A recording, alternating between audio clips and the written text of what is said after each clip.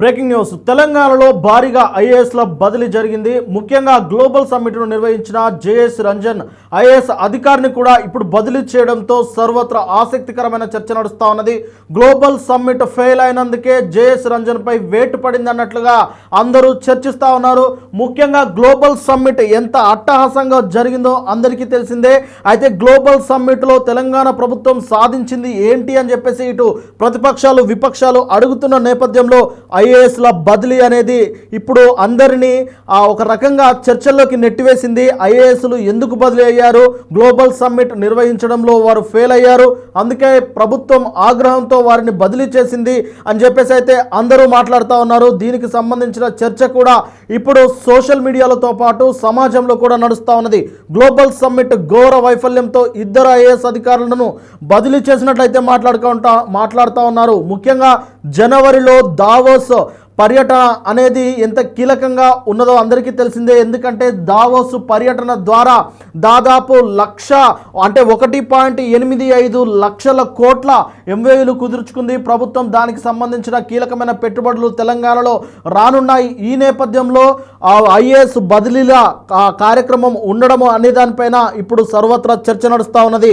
మొత్తం మీద నగరంలో అంటే హైదరాబాద్లో ఒక 4th సిటీ రాబోతుంది, ఫ్యూచర్ సిటీ రాబోతుంది. దానికోసము ప్రపంచ ఆర్థికవేత్తలను, ప్రపంచ పెట్టుబడిదారులను, ప్రపంచ దిగ్గజ కంపెనీల సీఈఓలను, ఇతర వ్యాపారవేత్తలను కూడా పిలిచి గ్లోబల్ సమ్మిట్ పేరిట డిసెంబర్ 8, 9 తేదీల్లో కాంగ్రెస్ ప్రభుత్వం అయితే ఎంతో ఆడంబరంగా ఎంతో అట్టహాసంగా నిర్వహించింది. అయితే దానికోసం దాదాపు 100 కోట్లు ఖర్చు చేసింది.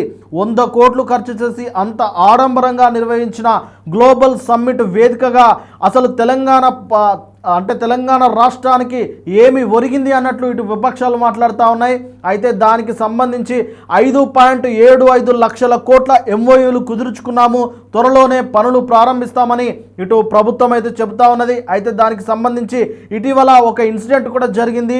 దానికి అంటే ప్రభుత్వం ఏర్పాటు చేసుకున్న అటు దావోస్ ఎంఓయూలు అలాగే ఇటు గ్లోబల్ సమ్మిట్లో ఏర్పాటు చేసిన 5.75 లక్షల కోట్ల ఎంఓయూలు ఒక్కసారిగా ప్రభుత్వ వెబ్సైట్ నుంచి మాయమయ్యాయని ఇటు బీఆర్ఎస్ నేతలైతే ఆరోపించారు. దానిపైన ఇప్పటి వరకు అటు ప్రభుత్వం కానీ ఇటు కాంగ్రెస్ నేతలు కానీ ఎవరూ బదిలీలు ఇవ్వలేదు.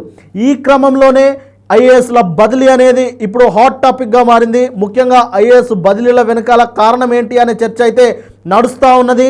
మొత్తం మీద అసలు తెలంగాణలో ఐఏఎస్ బదిలీల గురించి ఎందుకు ప్రస్తావన వచ్చింది అన్న దానిపైన కూడా చర్చ నడుస్తూ ఉన్నది. అయితే గత కొంతకాలంగా సీఎం రేవంత్ రెడ్డి గారే నేరుగా చెప్పారు, ఐఏఎస్ ఐపీఎస్లు చాలా కాలంగా ఒకే చేట స్తబ్దంగా ఉండిపోయారు, వారి బదిలీలు అనివార్యం అని చెప్పేసి ఆయన అయితే మాట్లాడారు. మొత్తం మీద తెలంగాణ ప్రభుత్వం రాష్ట్ర పాలనా యంత్రాంగంలో భారీ మార్పులు అయితే చేసింది. జిహెచ్ఎంసీ పునర్విభజన నేపథ్యంలో కొత్త జోనల్ కమిషనర్ల నియామకంతో పాటు పలువురు ఐఏఎస్ అధికారులను బదిలీ చేసింది. ఈ మేరకు ప్రభుత్వ ప్రధాన కార్యదర్శి కె రామకృష్ణారావు జీవో విడుదల చేశారు. పరిశ్రమల శాఖ ప్రత్యేక ప్రధాన కార్యదర్శి జయేష్ రంజన్ను మెట్రోపాలిటన్ ఏరియా ప్రత్యేక సిఎస్గా నియమించగా ఆయన పర్యాటక పురావస్తు శాఖల అదనపు బాధ్యతల్లోనూ కొనసాగనున్నారు. పరిశ్రమల శాఖ బాధ్యతలను ప్రభుత్వ ప్రధాన కార్యదర్శికి అప్పగించారు. అలాగే జిహెచ్ఎంసీ పరిధిలో పాలనను క్షేత్రస్థాయిలోకి తీసుకెళ్లేందుకు 12 జోన్లను అధికారులను నియమించారు.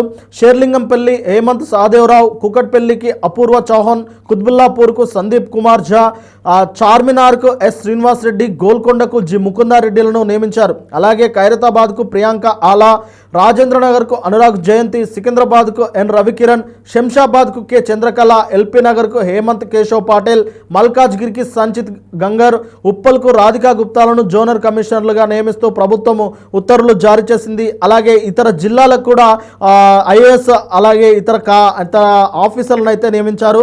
మొత్తం మీద ఈ ఐఏఎస్ బదిలీ వ్యవహారము గ్లోబల్ సమ్మిట్ తర్వాత రావడం అనేది దీనికి హాట్ టాపిక్గా మారింది.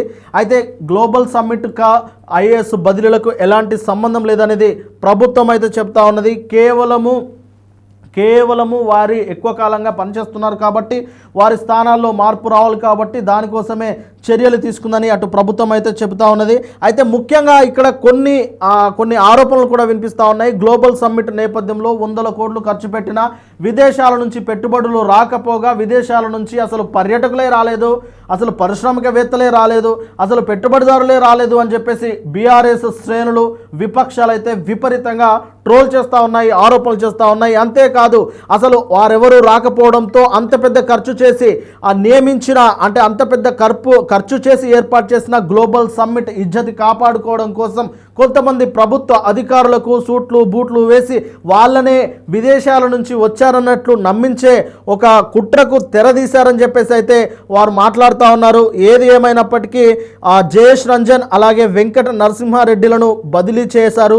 వారిద్దరూ ఈ గ్లోబల్ సమ్మిట్ నిర్వహణలో కీలక పాత్ర పోషించారు కాబట్టి వారిద్దరు బదిలీలు చేయడంతో ఇక వారి వెనకాల ఖచ్చితంగా వారు సరిగ్గా నిర్వహించలేదనే ఒక కారణం చేతనే వారిని బదిలీ చేశారు అనే ఒక చర్చ అయితే నడుస్తూ ఉన్నది. మరి చూడాలి మొత్తం మీద గ్లోబల్ సమ్మిట్ పేరిట మీద అంటే గ్లోబల్ సమ్మిట్ జరిగిన తర్వాత ఇటు విపక్షాల నుంచి వస్తున్న ఆరోపణలను ప్రభుత్వం ఎలా తిప్పికొడుతుంది, ఎలా ఎదుర్కొంటుంది అనేది తెలియాల్సి ఉంది.